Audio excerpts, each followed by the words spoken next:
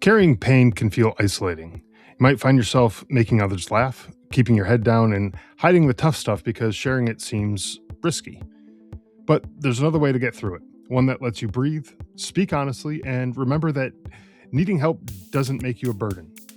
Our guest today, TK Moyer, brings this kind of honesty to our conversation. He's a Navy veteran, he's a comedian, a poet, actor, and author who opens up about childhood trauma, lessons from the military, the people who stood by him, and how comedy became a way to connect instead of hide.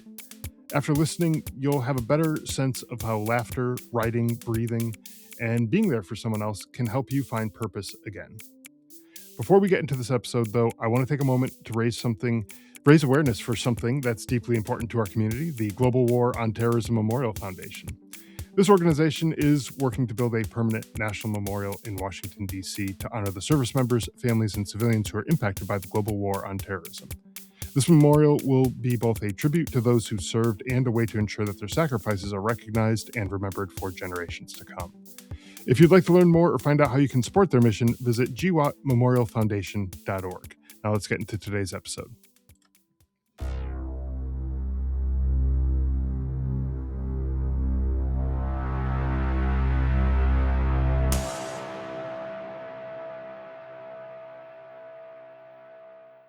Hey, TK, welcome to the show. Really glad to have you here. Thank you for having me. I appreciate it. Thank you so much. Yeah, you bet. Before we dive into the episode, get into, kind of all the stuff we're going to end up talking about here, can you maybe just start by telling us a little bit about yourself for any of the listeners who maybe aren't familiar with you and who you are? Yeah, of course. For those who don't know me, which I'm pretty sure is everyone, my name is Terrence Moyer. I go by TK. In fact, my mom named me after two R&B singers from the 80s, a dude named Terrence Trent D'Arby and Keith Sweat, right? And I can't sing a lick, so that's why I'm really funny. I have 9 sisters. I'm from North Carolina. I did 6 years in the military, in the Navy, and I love every moment. I loved a lot of it, and I won't say every moment, but I loved a lot of it. I've been doing comedy now, coming up on 16 years. Started off in the military, and yeah, I wrote my own book. I've been writing poetry since 6th grade from a teacher that I did not like, and she did not like me. And yeah, we had a moment of clarity where she told me very briefly, like, if you wrote this, then you have talent.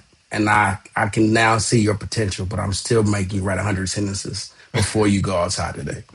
I love comedy. I love acting. I got a BFA in acting. I've studied here. I studied in London, and I train emotional support animals for the VA. I give money to orphanages in Oakland whenever I can, since I live in San Francisco.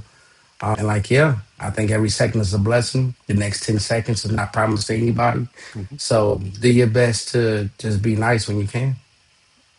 Well said. And so, yeah, coming from that background, I know I was not the best student in school either. Like when as far as some teachers go, I was just, especially my English classes, I was not really all that great of a student in English.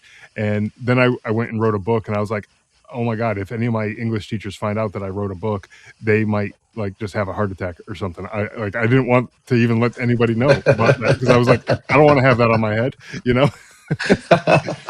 They'll be so down. Scott wrote it? What Scott you talking about? Not my Scott. Not that Scott. Hold on. Give me my yearbooks from '97. This Scott? The No. one with the dart hole, we use as a dartboard, that face? No, I don't think so. My blessing was I had to tell Miss Warren was my 6th grade teacher. When I say we did not like each other, I mean, you would have thought she was a blood and I was a Crip. We did not like each other at all, right? And it got to the point where she used to call my house all the time, all the time. And my mom, my auntie who raised me, she said one time, she was like, listen, Miss Warren, I don't call you when he with us, okay? Don't call us when he with you. All right, this is your problem now, all right? But I remember it was St. Patrick's Day. I was in the 6th grade, I think it was 1999. And I forgot to do the homework, which was write a poem about St. Patrick's Day. So I got to class that day and I wrote a poem in 10 minutes. And she came in, and Miss Warren style, who did that homework? And I did. So I technically did it. I just didn't do it at home. Right. Put my hand up. She looked at me and she said, I'm reading yours first. And she came to mine and she did. It was so incredible. She started reading it out loud to embarrass me. But the more she read, the quieter she got. until she was not speaking anymore. But by the end of it, she just looked at me like she was like,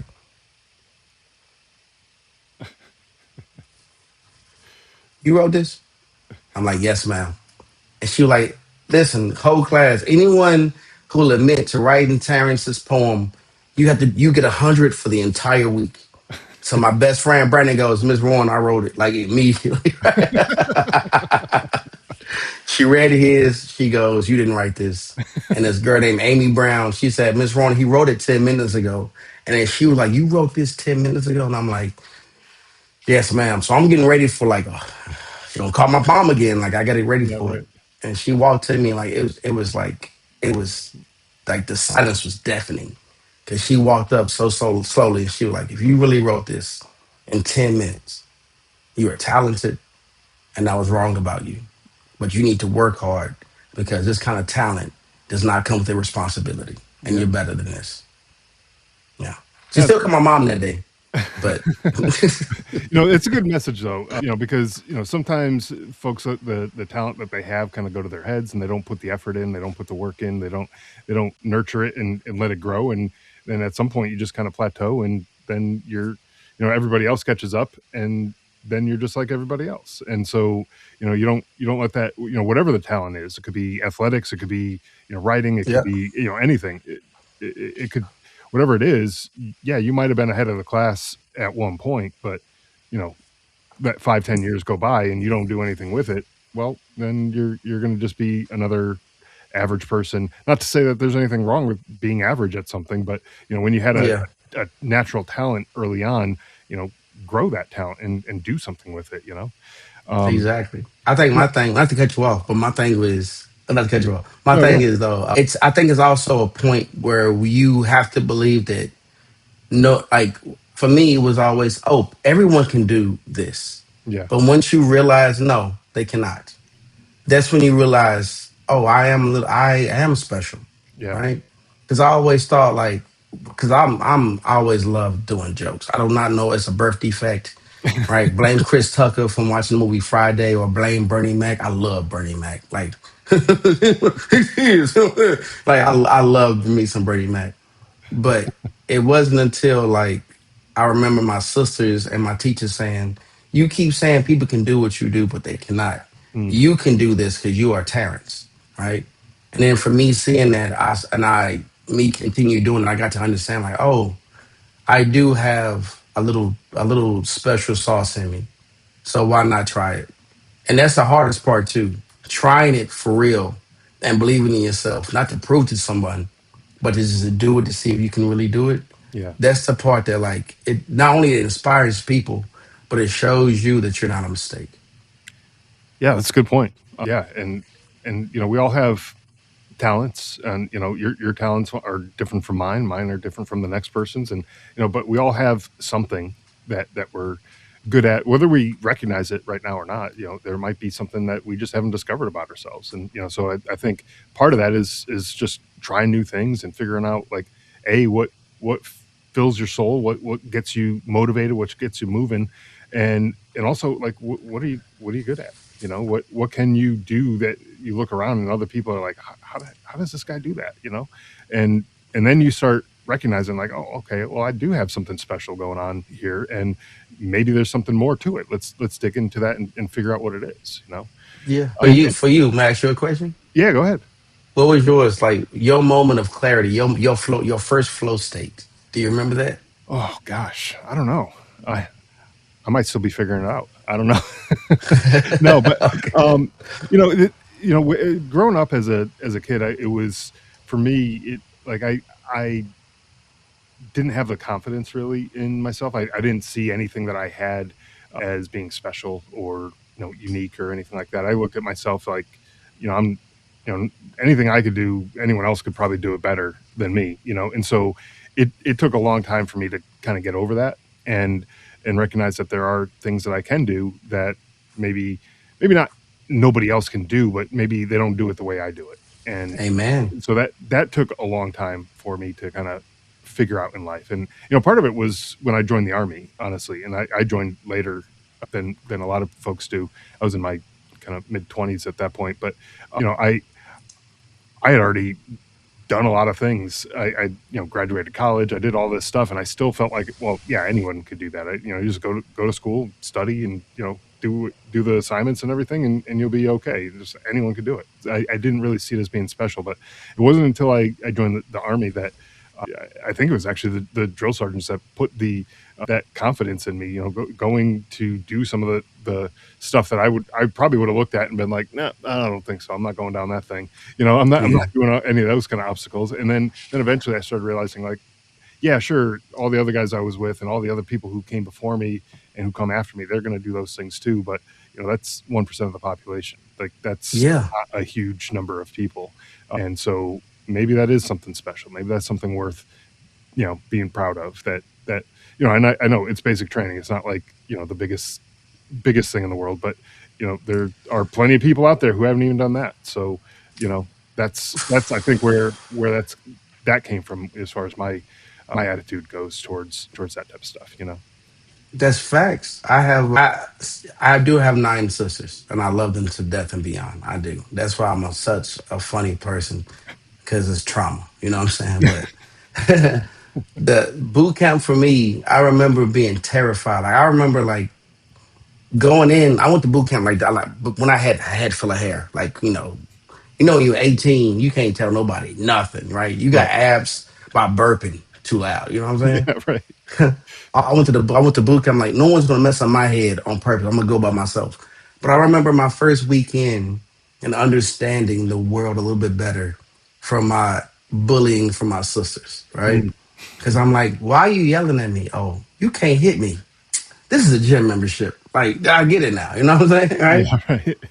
And it wasn't until like from that, and no joke, I love this fact. A lot of people don't care about it, but I love this fact. My drill sergeant, we call it RDC in the Navy, was it's a boxer named Terrence Crawford. You ever heard of him? Yeah. His father was my drill sergeant, Oh wow. Okay. right? And like I remember the day he told us because he was like, "Your name is Terrence. My son's name is Terrence." And I'm like, "How does he spell it?" And he told me like, "He's wrong. I could beat your son up." He goes without like I remember the look in his face. It was so cool. He goes, "My son is going to be world champion. You just wait and watch." I'm like, "Okay, I'm going to be the best comedian in the world. You just wait and watch." And he That's said, "Well, the fact that your name is Terrence, I believe you." Right.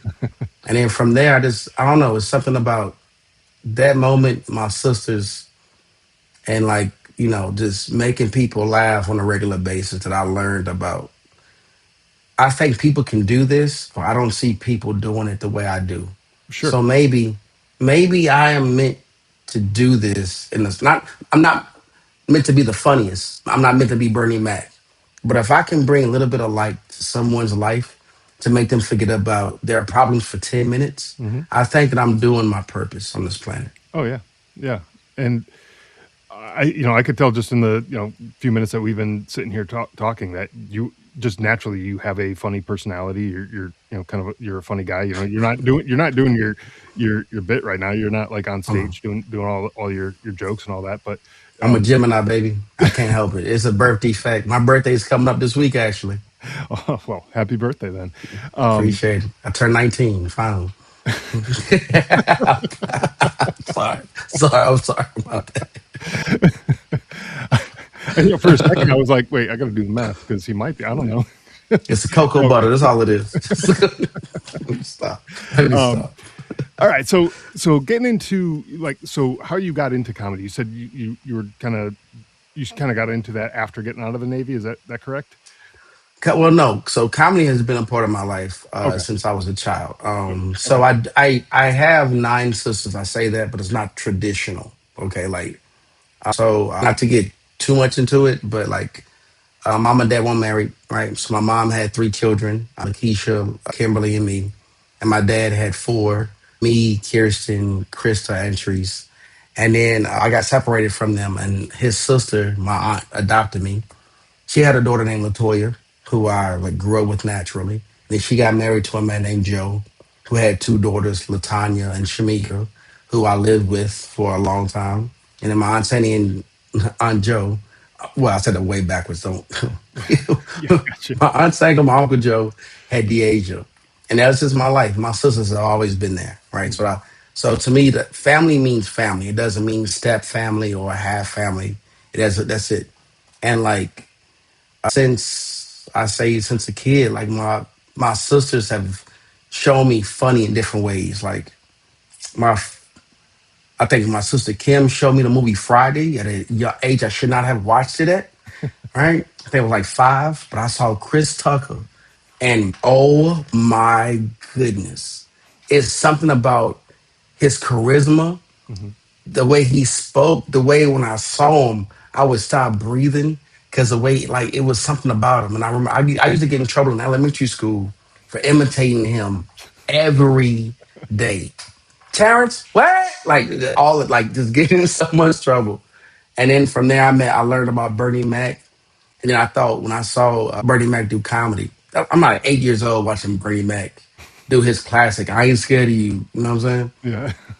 But in my mind, he was just going on stage and talking, Mhm, and like it was nothing written. It was just who he was. So at a very young age, I started just making myself do that. mhm, And so like yeah, even when I do comedy now, like I go on stage, I have jokes. I have jokes for years, but I like to go on stage with my back against the wall, nothing prepared, and then I can connect with the audience, and they get to mhm. see who I am.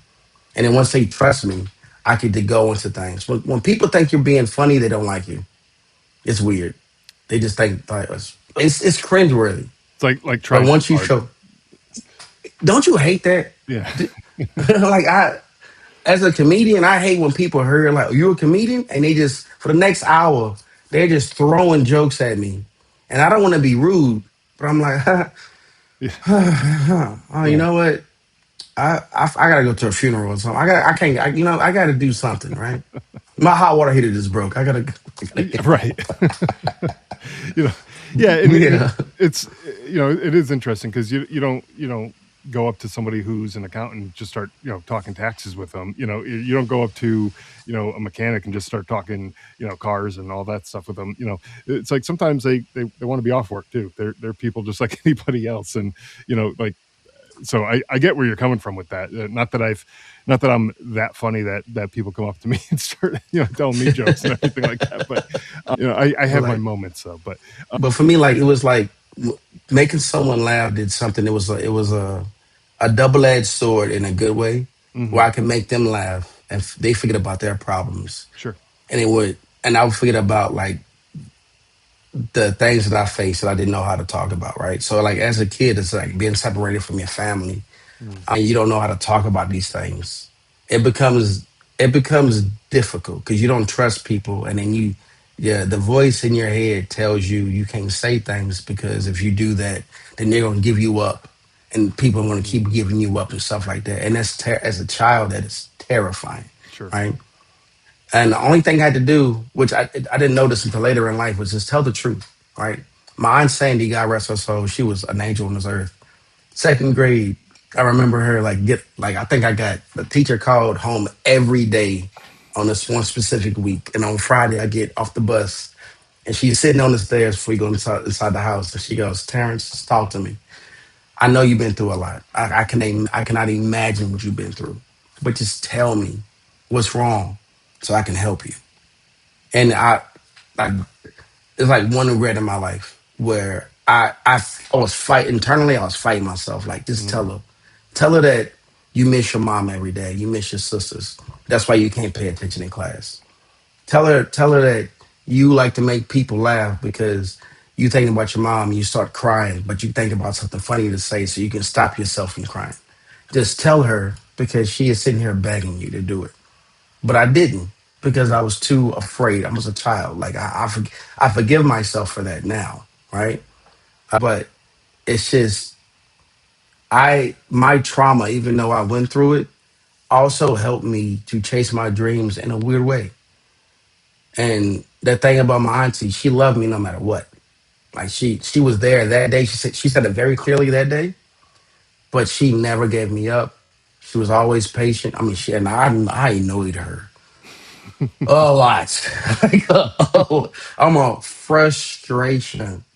But to love a child that is not yours and you cannot even imagine what they've been through, and you have your own trauma you've been through. Yeah. That kind of patient is a talent. Hmm. And she taught me without even saying it, that everyone can't do what she done. Everyone can't do what I do. And so it's my responsibility to use my talent and my trauma to help other people and do the same thing for them. Tell me what you need so I can help you. And if you don't want to tell me, I'm going to be here regardless and I'm going to wait it out.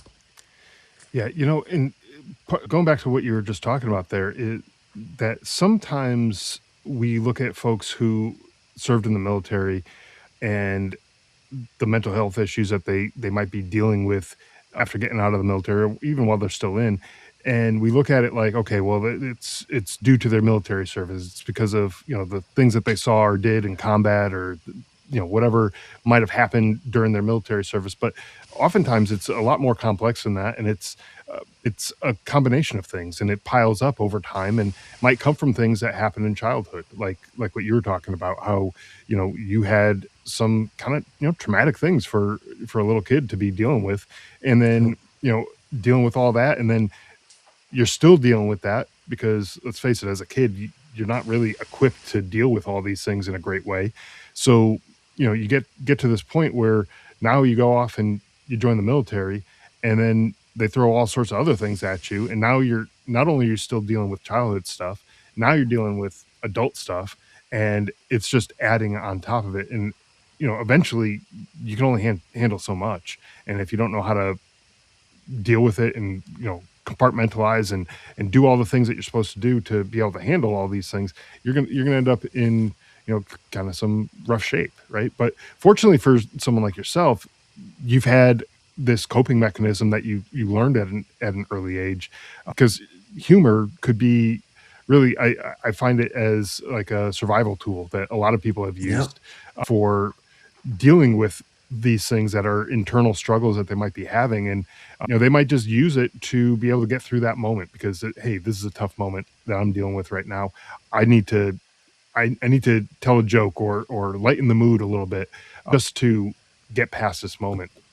Yep. Have you found that that's basically been kind of like where comedy has kind of come into play for you throughout your life? I would say, yeah, I say the comedy aspect to me is like an equation, right? So like it's trauma plus something else equals comedy, right? Okay. So like my father was in prison. He was in federal prison for a very long time. But the beautiful part about that was it showed me what love really was in a sense.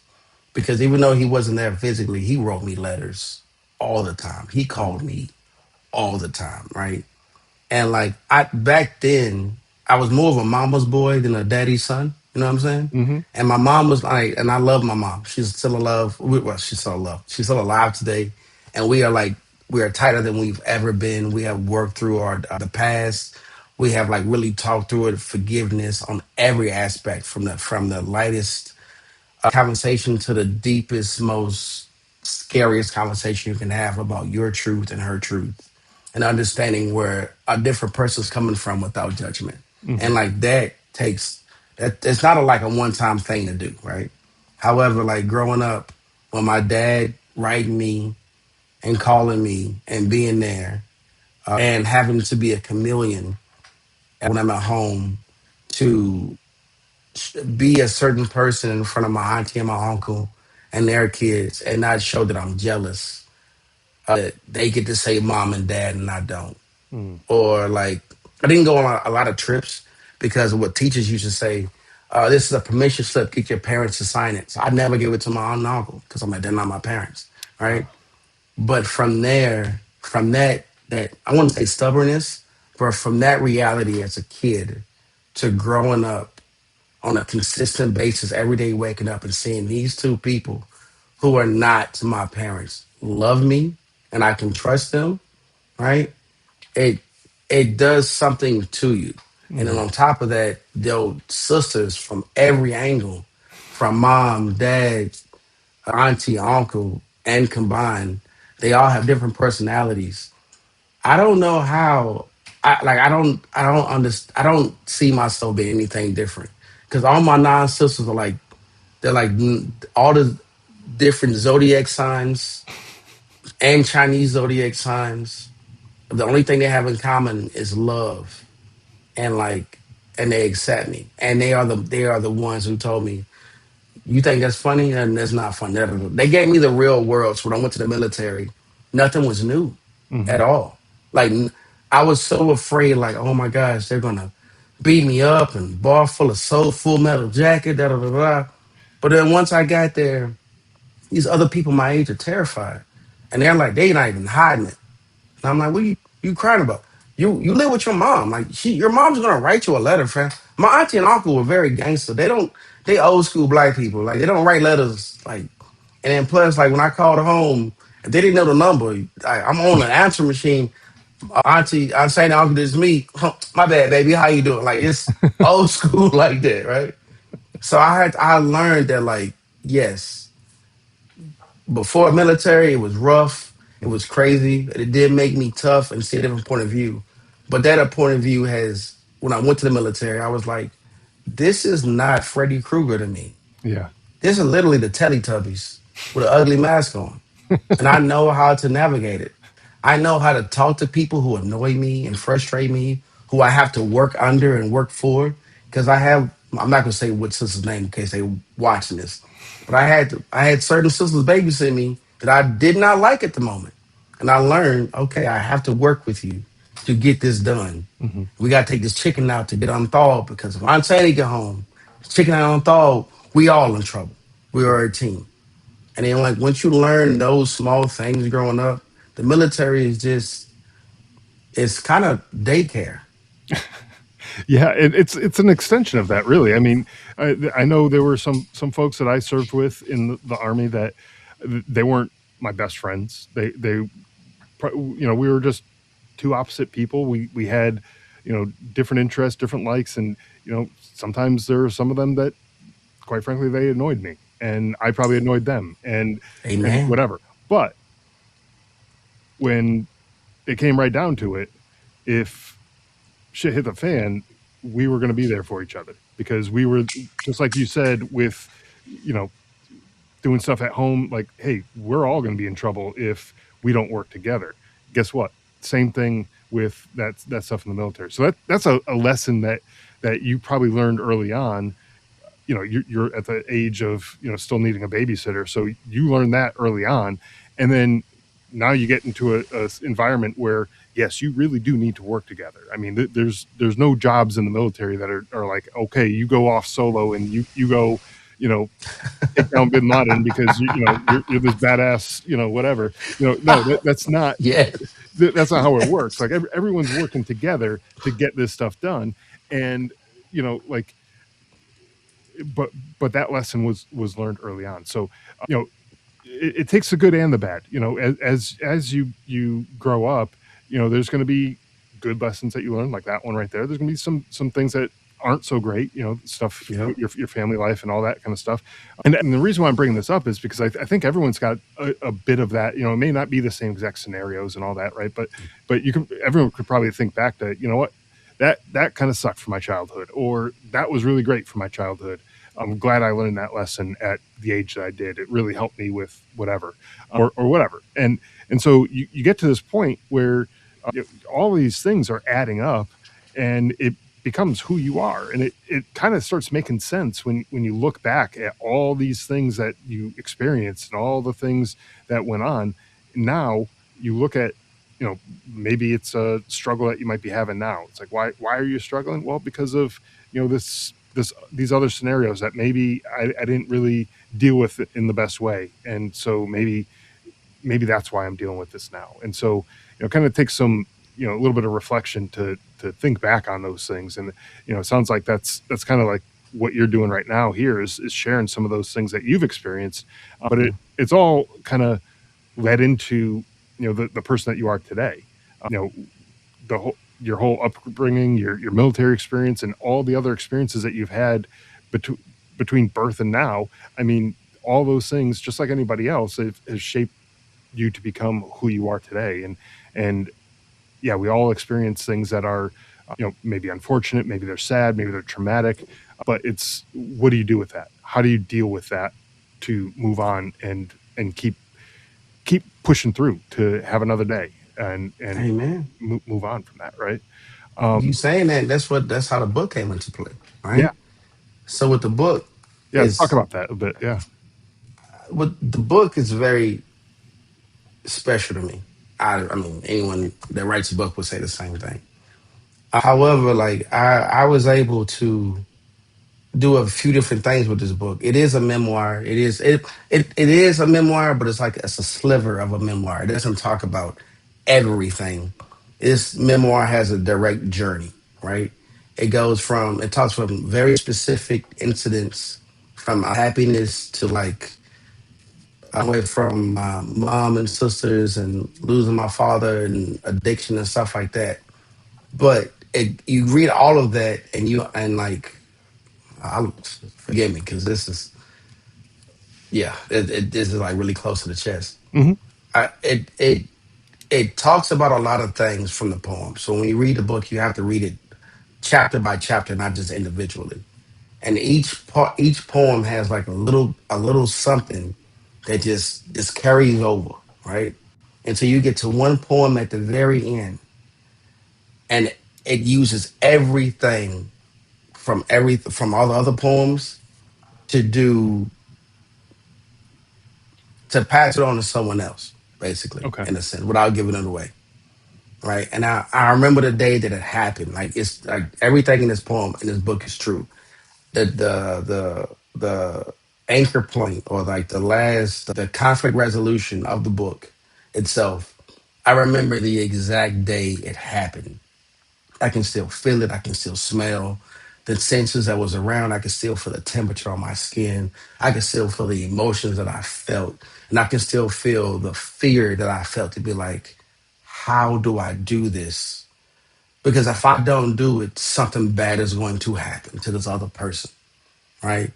And I just remember just taking a deep breath and just really quickly remembering everything I went through. Remember everything that I've been taught and being able to just like I think breath is the most sacred thing in this world, in my own personal opinion. Because no matter what, like when I get panicky, I'm usually thinking about the future, like something I can't control. If I get find myself being too frustrated or angry, I'm usually thinking about the past. Right? It's not until I breathe, like really breathe deep, and I feel my body in that moment that I am present and I know I made it this far, and this situation is in front of me. I want to believe that I can handle this. And if I don't believe I can handle it, how about I just give it a shot and Mm. let's see what happens. Right? When when this happened, when the climax of the book happened in real time, it was so terrifying. Like it was so terrifying. But I remember the moment that I succeeded in helping this one person and just feeling like no longer having that thought that I'm a mistake, no longer having that thought that I'm a waste of breath, right? Hmm. Because I was able to do something I never thought I could ever do, and then like, oof, it is the poem when you read it, if you haven't read it already, the poem is called Turnham Green Station. It's when I lived in London. It happened to me in London, and London, far away from home. I'm from North Carolina. I have no one I can call because I was 8 hours behind, I think, Sure. from London to North Carolina. In that moment, I had to take it. I had to breathe and trust in my ability. And everything I've been through, everything that I used to be ashamed of, everything that I used to be afraid to talk about to people, things that like took me years to tell my therapist about. All of those things, for one moment when I took that breath in, was like, this is who you are. Mm. Now use this and make something positive out of it, right? And that moment was so just I don't the it was like a certain silence that like I don't know, it was so calming, and I can still feel it to this day. Like it was so calming that I just felt like this is what you were made for. Mm. This is what you need to use your talent for. This is why you're able to make people laugh. This is why you're a great storyteller. This is why you're able to write. This is why you're a great actor. This is why you're a great artist. Your job on this planet is not to worry about the things you went through. Those is obstacles. And yes, a lot of them are horrible. A lot of them, a lot of people, a lot, children should not go through the things you've been through. True. But the reason you went through it is because you were strong enough Mm. and because this is who you are going to be. And your job is to make sure that you can save other people from the same thing that you went through. No one else can do this but you. So Sure. stop thinking that other people can do what you do. Yeah, that's absolutely right, and that ability to help other people probably fills you up in a way that nothing else can. That just being able to reach out and help that one person in that moment, that of whatever their need was at that point, you know, just being able to help is a great feeling. I know there have been times in my life where I've helped people who were in you know real bad situations. Could have been like a medical emergency or something like that, and I'm was there and I was able to help them.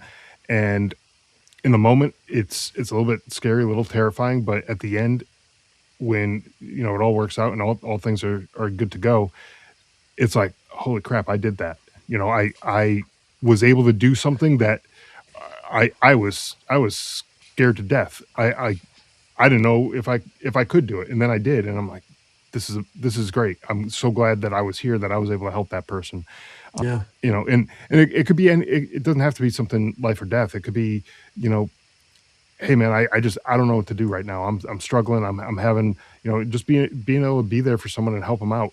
And I bring that up because so often people think that they are a burden to other people if they come to them with their problems. Like, if I come to you right now and I said, Hey, hey, I'm dealing man. dealing with all these things, and like, I feel like I'm unloading on you, and it's like, man, I'm just dumping this stuff on this guy, and he's gonna look at me like, man, what a whatever you might be thinking. And that's in my head anyways, but in the back of Hmm. your mind, you're like, I'm so glad that this guy came to me, because I'm glad he felt comfortable enough to come to me, and trusted me enough to come to me with these problems, and whatever.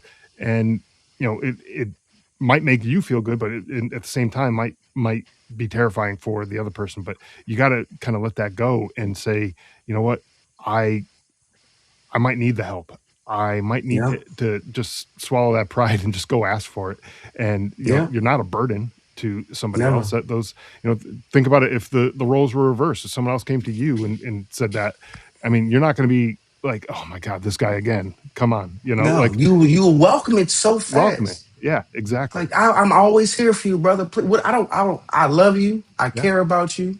And if you are on that brink Hmm. where you think you're about to lose it, please call me, because if you don't and something happens to you, I'm gonna be mad at you Yeah, that's for right. not coming to me because you know better. Yeah. And the fact, like, ooh, I don't mean to cut you off. I'm sorry. No, you're good. You, you are taking the words out of my mind, my mouth, and my spirit right now. I feel like I'm a black church right now. Hallelujah. But like, for me, there's always been, because I do have those thoughts. I'm only human. Yeah. I do not, and maybe it's ego. Sometimes it's the ego. I don't want no one to see me crumbling like this, right? But when you know you need it because you like it's getting to that limit, and you think about someone that you know you can call, but you're like, I don't want to. They might be out on date night, da da da da da. But if the roles were reversed, you know it for a fact. If that was them going through that, Yeah. how upset you would be if they didn't reach out to you, Hmm. right? The fact that you said that, my brother, Scott, my brother, you were in the military. I can tell you. Oh my, oh my goodness, my. Yes, that's isn't that it? Yeah. I feel like that's what. This is my opinion. I'm not to get religious, nothing like that, but I think the secret ingredient to life is just to be kind Hmm. to one another. Just and I have an issue with trying to always solve problems for people. When a lot of times the problem that they need, that the solution that they need, is just someone to just listen to them, Yeah. just vent. Don't correct their nonsense. Don't tell them what's right and wrong. Let them just get all of that out. Because once you do, not only will you hear the lightness in their voice and how grateful they are, but now they do believe, like, you know what? I was wrong in everything I thought about. I am cared for. I am loved. I am worthy. I do have someone I can call when I need something. I do have someone I can call that can be there. And like that by itself to me is low key better than paying an overdue bill. Is low key better than watching your scary movie. Being there for someone else and giving them that light that they need to see in the darkness is Mhm. what we are meant to do here. It's Yeah, so easy to get caught up in the frustrations and the pains of life. Because I mean, we all go through it. But the best part of my day personally is when I can be there for someone, even make them laugh. You ain't gotta tell me that you going through this, that, and the third. But if I can see it in your face and I can just distract you from whatever, and I can just make you do that laugh, that real laugh that people do when they hold their stomach and they gotta back up, or they looking at you with their eyes wide, or they just can't stop laughing. I have done my job for the day because yeah, that is literally feeding the soul. And yeah. that's why I feel like that's what we are here for. That's right. And going back to what you're saying, you don't want to necessarily give the people the solutions that they're looking for. Sometimes the best solution that a person can get is the conclusion that they come to on their own. And sometimes you need to have somebody else to talk to get those thoughts out with, and just kind of going back and forth to be able to process that stuff. So you just keep it stuck in your head, it's going to stay the same, whatever it is stuck in your head. And Are I you a therapist, Scott? no, Are I'm you a not. therapist, low No, key? I'm not. No. Because I'm telling you right now, you sound like I, I got I well, I got two therapists now. One quit last week, but man, I'm telling you, you got the skills look. I've been I've of a been in enough. therapist, my I've been friend. in enough therapy to probably be one, but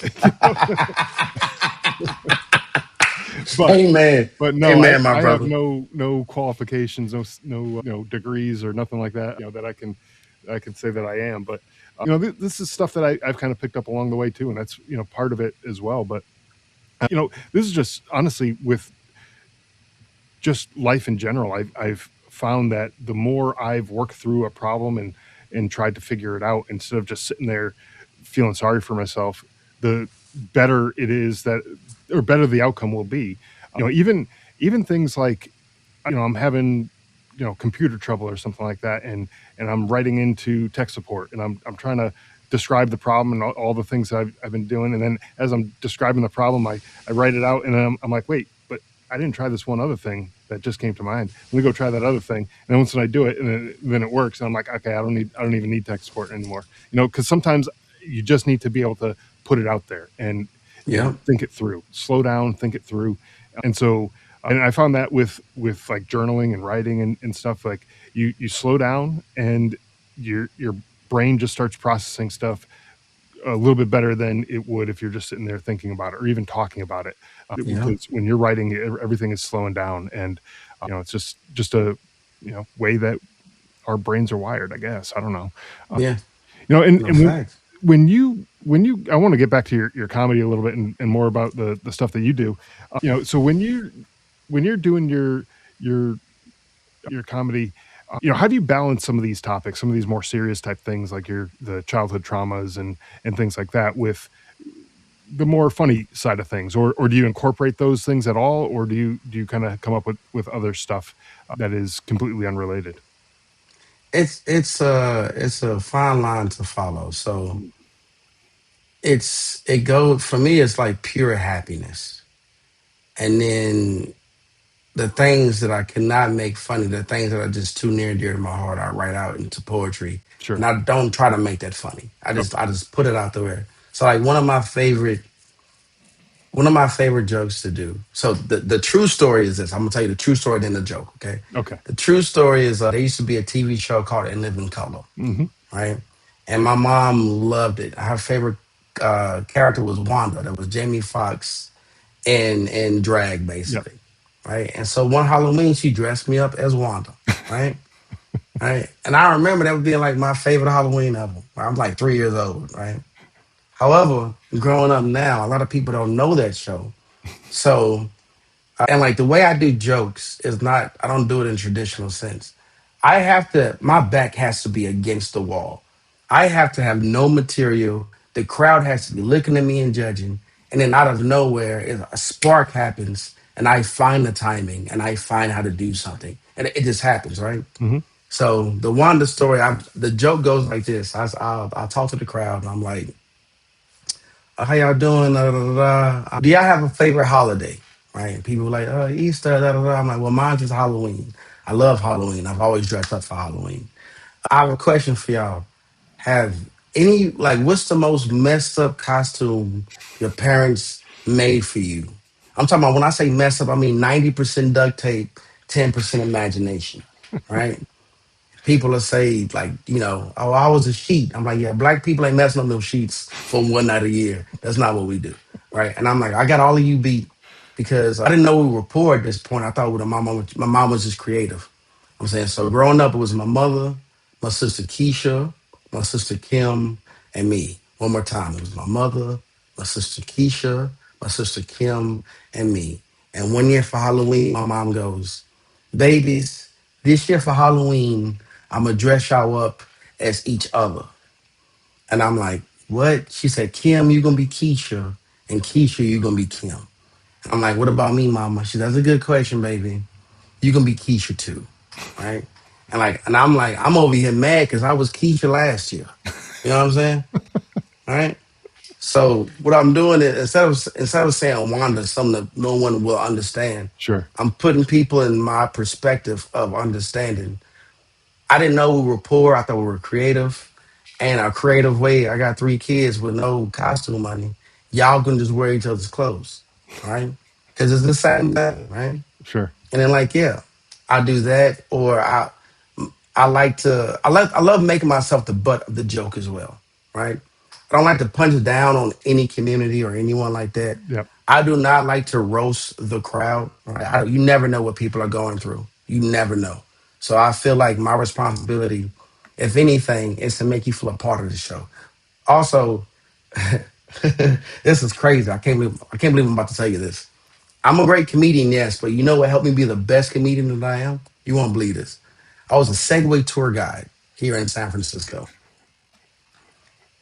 Being a Segway tour guide is the best thing for a comedian to do, especially in this city, because we have hills, a lot of hills. Yeah. When you can train someone on a Segway and put them in an ugly vest and an ugly helmet and take them out to the street with other cars and make them forget about the world around them. And one microphone, and they're just listening. That to me is how you handle a crowd, Hmm. right? I'm taking you on a tour. You're going to be safe. I'm going to show you the sights. Some information I'm going to tell you is not true, but don't worry about that. Just look at it. You know what I'm saying? Just look at this bit. Marilyn Monroe got married there. Yeah? For real? Maybe. Don't worry about it. We're going to keep going, right? But when you can make them just feel like, because I segue, don't get me wrong. I remember my first segue tour, I was like, this is the dumbest thing. I try to hide my face a lot. I felt so embarrassed. But on my tours, I just made people feel accepted and feel loved. So I do a comedy shows. And then I'm able to like tell about, when I talk about my personal traumas in a funny way, not only do people trust me and they see my point of view, but the judgment in their face goes away. Hmm. It could be a white billionaire in there who doesn't even know what peanut butter and jelly sandwiches is, right? But when I talk about cheating on my swim test and boot camp, right? But then almost drowning on deployment. They can put themselves in my shoes, and that connection right there was worth it. They're Sure. going to laugh because they're right there with me. But like it's something about the connection that makes the comedy worth it. And make like when you connect with someone, the laughter comes. You don't have to force it, right? Because they're already right there. I can't talk. I'm so excited. They're already right there with you. Yeah. Yeah. But like, yeah, but once you try to force it, it becomes weird. It's Hmm. like, yeah, it's just no. And like that's what I think my talent is. I got challenged one time. It was $1,000 bet to make a person laugh in 60 seconds. And it was me against this other comedian. And he made this person laugh once. And I did it like 7 times. Right. And I was talking about nothing except how I was upset that my right sock lost elasticity and it's up by my toes now.